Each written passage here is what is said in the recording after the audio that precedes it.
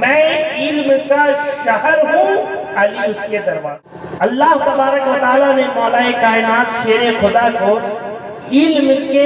9 حصے عطا کیے۔ اللہ ثنا خان مصطفیٰ، حاضرین و سامعین، عزیز بچوں، پردہ نشین خواتین اسلام، السلام علیکم ورحمۃ اللہ وبرکاتہ۔ نحمدہ ونصلی علی رسولہ الکریم، اما بعد، اعوذ باللہ من الشیطان الرجیم، بسم اللہ الرحمن الرحیم۔ تلک الرسل فضلنا بعضهم علی بعض، صدق اللہ العظیم وصدق رسولہ النبی الامین المکین الکریم، ونحن علی ذلک لمن الشاہدین والشاکرین والحمد للہ رب العالمین۔ تمام تعریف، حمد و ثنا اسی کو زیبا جو تمام عالمین کا رب ہے۔ اللہ سبحانہ وتعالیٰ نے اپنا تعارف کرایا تو اس انداز سے کرایا، الحمدللہ رب العالمین، اور جب اپنے محبوب کا تعارف کرایا تو اس انداز سے کرایا، وما ارسلناک الا رحمۃ للعالمین۔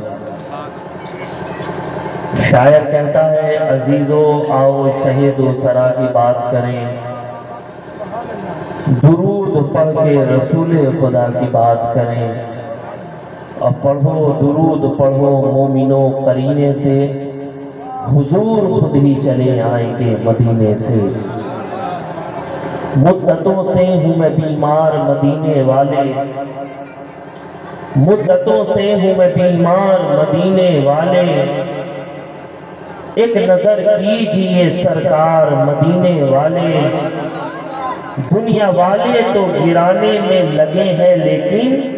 لاج رکھ لیتے ہیں ہر بار مدینے والے، لاج رکھ لیتے ہیں ہر بار مدینے والے۔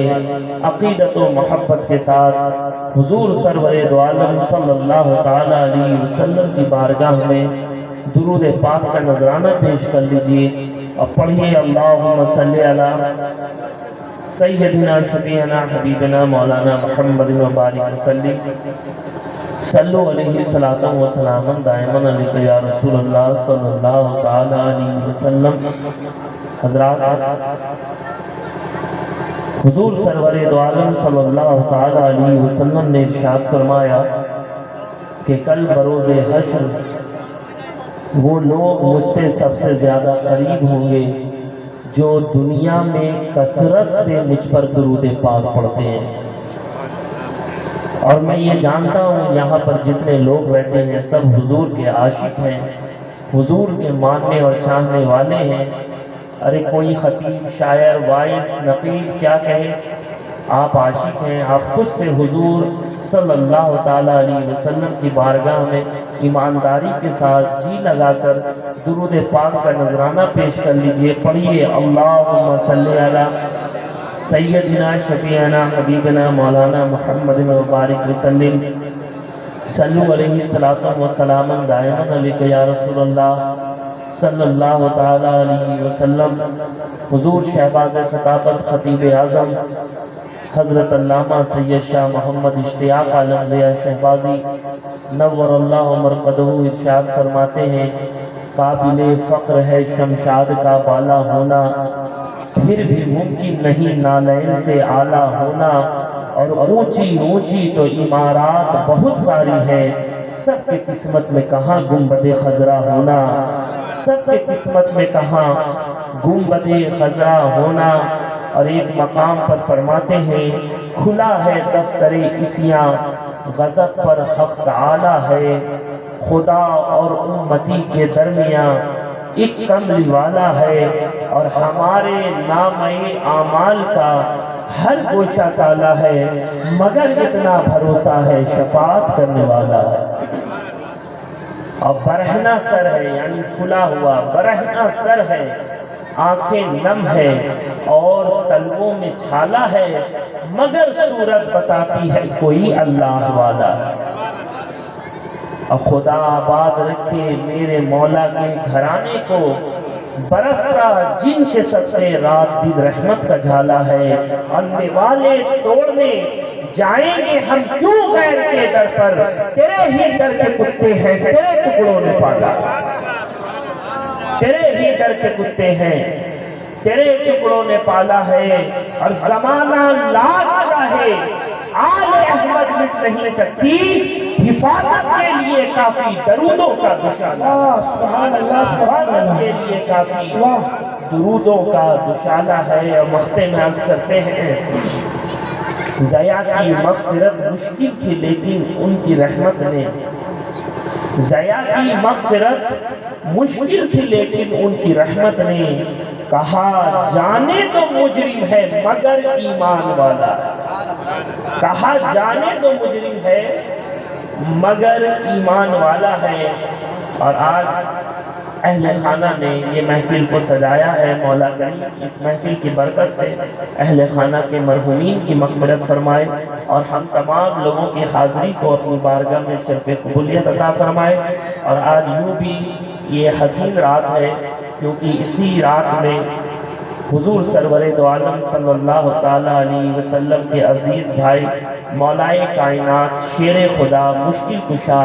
خیبر شکن حسنین کے بابا زہرہ کے شوہر حضرت مولا علی المرتضیٰ کرم اللہ وجہ الکریم کعبہ شریف میں پیدا ہوئے۔ شاعر کہتا ہے حیدر حیدر بول رہا ہے، کانوں میں رس گھول رہا ہے، ایک علی کے نام کا نعرہ کتنے شجرے کھول رہا ہے۔ اور جو محفل حیدر میں آ نہیں سکتا، علی کے نام کا نعرہ لگا نہیں سکتا،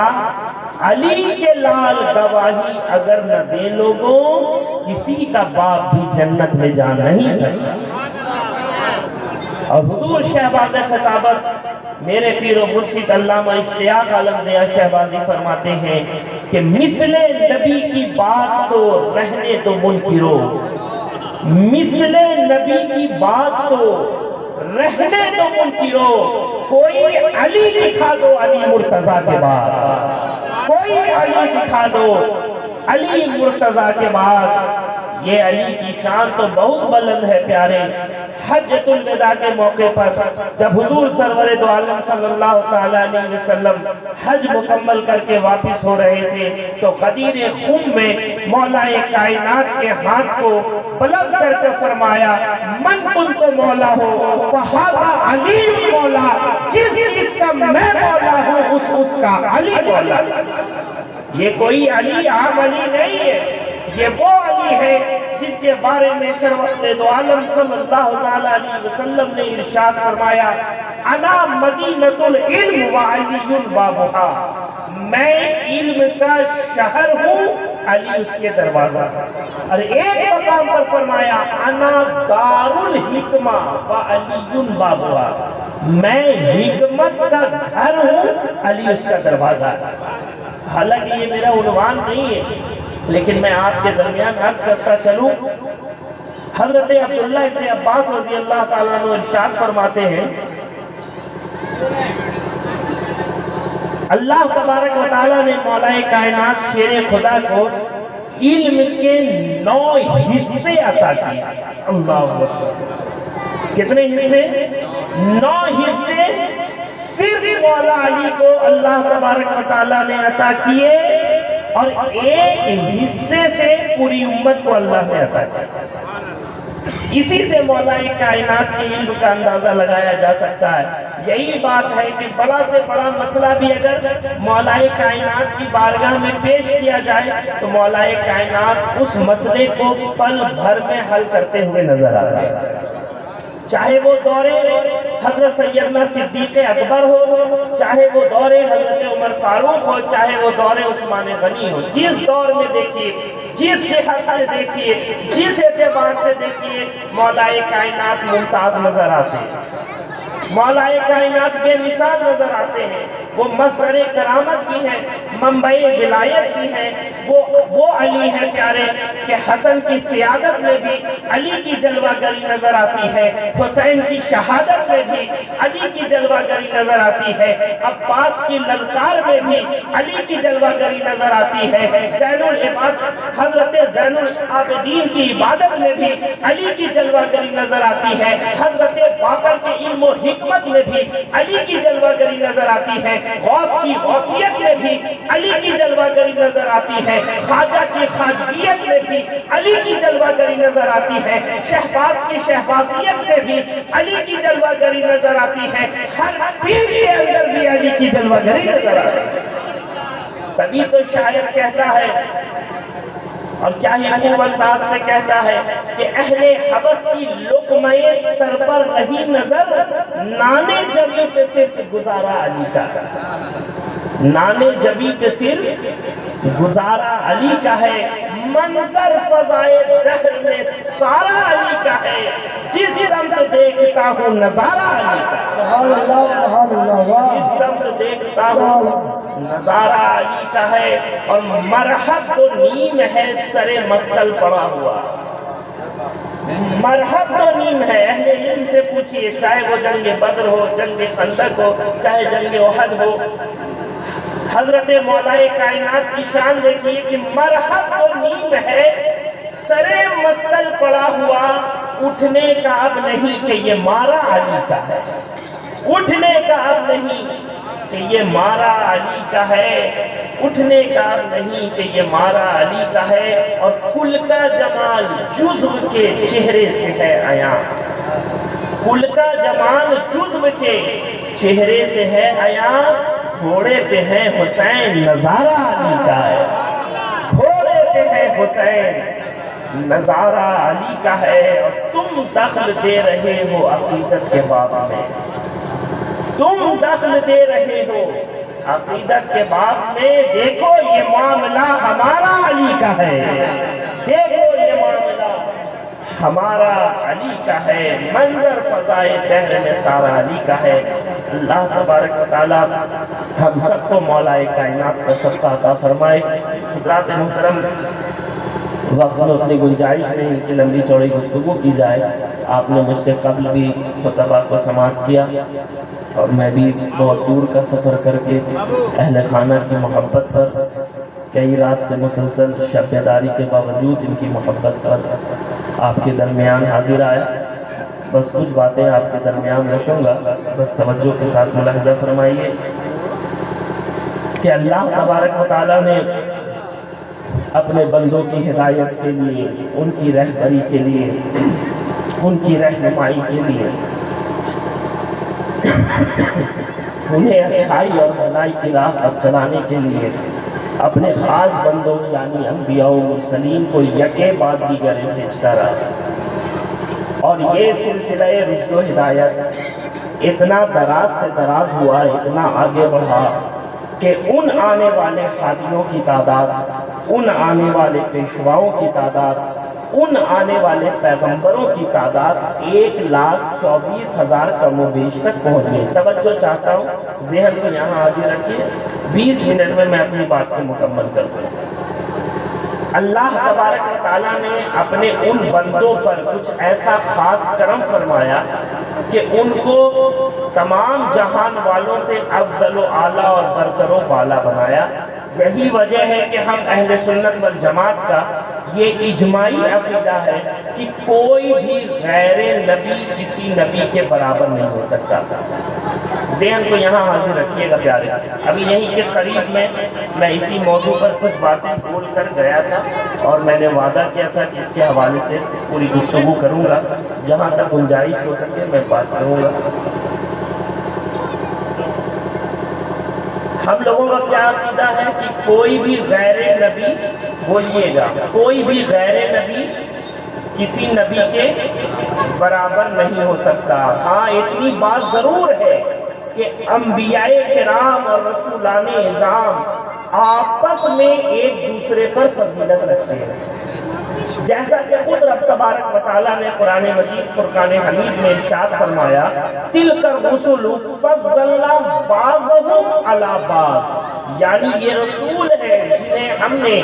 ایک دوسرے پر فضیلت دی ہے، لیکن ساتھ ہی ساتھ تمام اہل اسلام کا یہ متفقہ عقیدہ ہے کہ حضور سرور دو عالم صلی اللہ تعالیٰ علیہ وسلم کی ذات وہ ذات ہے جنہیں تمام انبیاء و مرسلین اولین و آخرین پر فضیلت تامہ حاصل ہے۔ وہ تمام اوصاف جو انبیاء سابقین کو دیے گئے وہ سب کے سب ذات محمد رسول اللہ صلی اللہ تعالیٰ علیہ وسلم میں بتمام و کمال موجود ہے۔ تبھی تو فارسی کا ایک شاعر کہتا ہے حسن یوسف دم عیسیٰ ید بیضاداری آنچ خوبا ہما دارن تو تنہا داری۔ ایک اور پتے کی بات سمجھتے چلیے پیارے،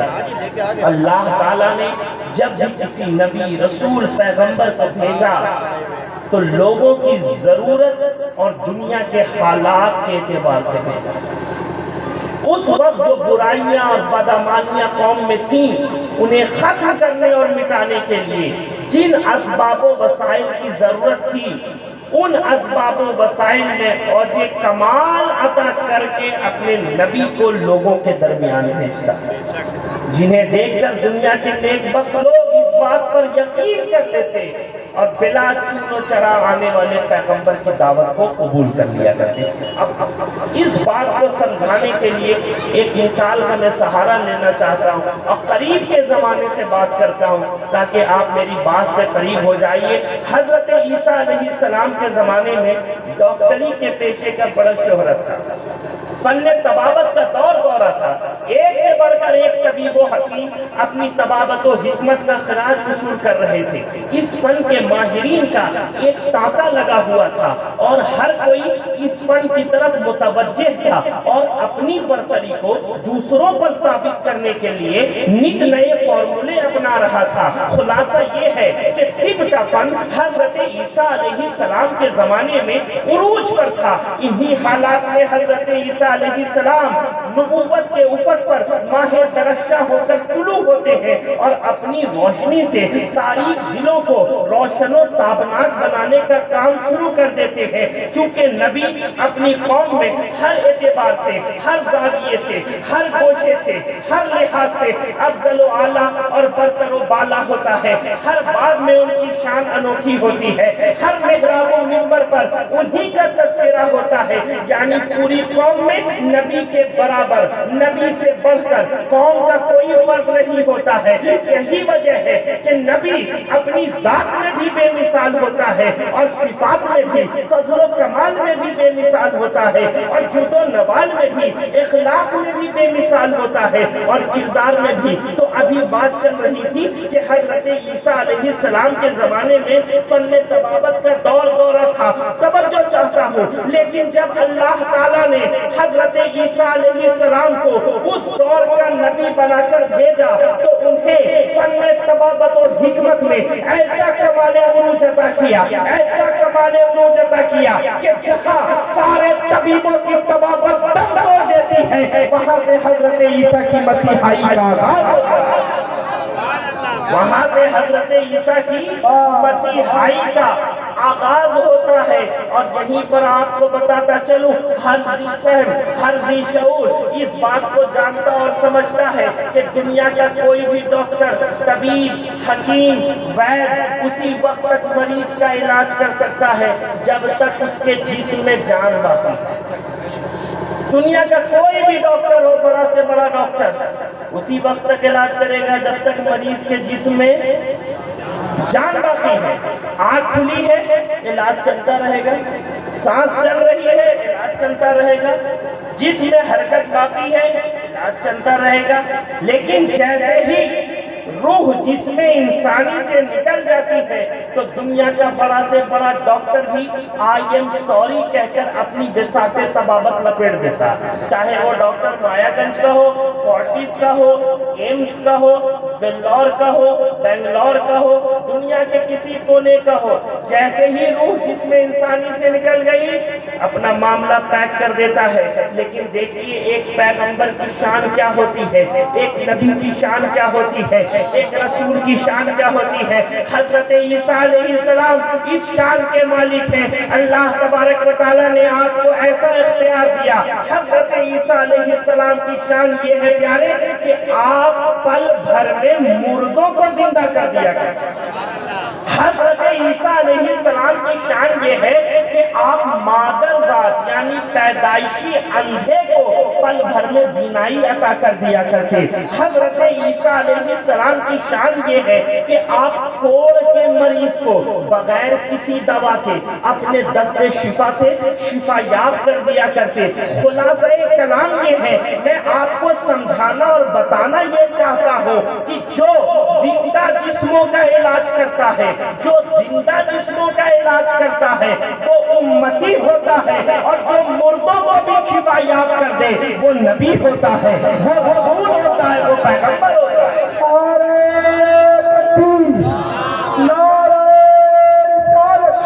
जश्न ईद मिलादुन नबी, जश्न ईद मिलादुन नबी,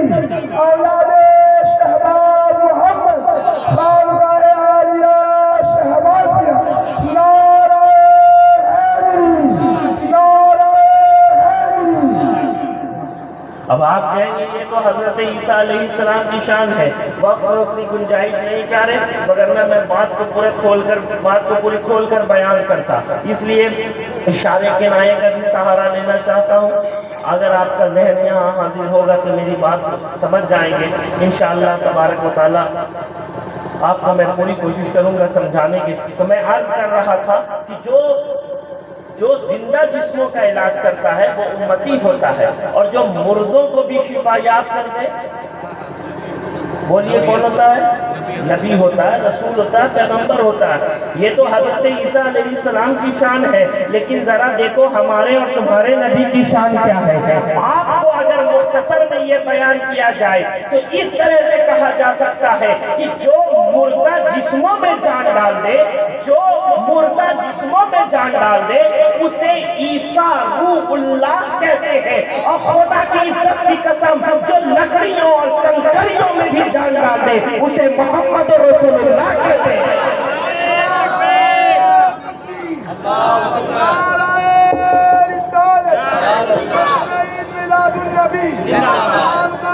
शहबाजिया, औलादे शहबाज मोहम्मद, नारे हैदरी।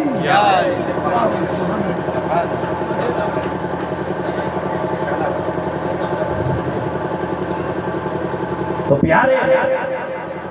मैं कोई बात अपनी तबीयत से नहीं कह रहा। आप कंकड़ी का वाकया तो उलमा से सुनते आ गए होंगे, वक्त में उतनी गुंजाइश भी नहीं। लकड़ियों में जान डालने, लकड़ियों में जान डालने। हदीस शरीफ में आया है कि जब मस्जिद नबवी का मिंबर तैयार नहीं हुआ था तो हुजूर सरवरे दो आलम सल्लल्लाहु अलैहि वसल्लम एक खजूर के तने से टेक लगाकर खुतबा दिया करते। लेकिन जैसे ही मिंबर तैयार हुआ हुजूर ने सहाबा को हुक्म दिया कि इस खजूर के तने को उठाकर किसी कोने से लगा दो। सहाबा फरमाते हैं कि हम मस्जिद नबवी में हाजिर थे, किसी के ज़ारो कतार रोने की आवाज आती लेकिन रोने वाला नजर नहीं आता। हम दाएं देखते नजर नहीं आता, बाएं देखते नजर नहीं आता, आगे देखते पीछे देखते लेकिन रोने वाला नजर नहीं आता। लेकिन ये जरूर महसूस हो रहा था कि कोई जुदाई के कर्ब में रो रहा है, कोई हिज्र के कर्ब में रो रहा है, कोई दर्द के आलम में रो रहा है। इसी असना में, इसी दरमियान हुजूर सरवरे दो आलम सल्लल्लाहु ताला अलैहि वसल्लम फरमाते हैं, प्यारे सहाबा परेशान नहीं हो, कोई और नहीं बल्कि वो खजूर का तना रो रहा है, उसे उठाकर लाओ, उसे उठाकर लाओ। जैसे ही सहाबा उसे उठाकर लाते हैं, जैसे ही हुजूर उस खजूर के तने को अपने आगोश में लेते हैं, वो खजूर का तना रोना बंद कर देता है। तो रिसाला बाग वालों, मैं تم سے کہنا چاہتا ہوں تم کتنے خوش نصیب ہو کہ تم نے ایسا نبی پایا کہ ایک کھجور کے تنے کو بھی جو تنہا نہیں چھوڑتا، تو کل بروز حشر ہم گنہگار امتیوں کو تنہا کیسے چھوڑیں؟ تبھی کہ شہباز خطابت نے کہا کہ جب اٹھے گی نظر میرے سرکار کی، بات بن جائے گی ہم گنہگار کی، اور امتی امتی کہہ کے سرکار نے لاج رکھ لی ہے لاکھوں گنہگار کی، لاج رکھ لی ہے لاکھوں گنہگار کی۔ ضرورت اس بات کی ہے پیارے کہ ہم حضور سرور دو عالم صلی اللہ تعالیٰ علیہ وسلم سے سچی محبت کریں، ان کی تعلیمات پر عمل کریں، شریعت کی روشنی میں اپنی زندگی کو گزاریں۔ پیارے الحمدللہ ثم الحمدللہ کہ ہمارا اور تمہارا تعلق اہل سنت والجماعت سے ہے، ہم غوث و خواجہ کے ماننے والے ہیں، ہم مخدوم شہباز محمد کے دیار میں رہتے ہیں۔ بہت خوشی کی بات ہوگی کہ ہم اور تم اگر ہم اور تم ان کی تعلیمات پر عمل کریں، ان کے بتائے ہوئے راستے پر چلیں، تو انشاءاللہ تعالی ہم یہاں بھی کامیاب ہوں گے اور وہاں بھی کامیاب ہوں گے۔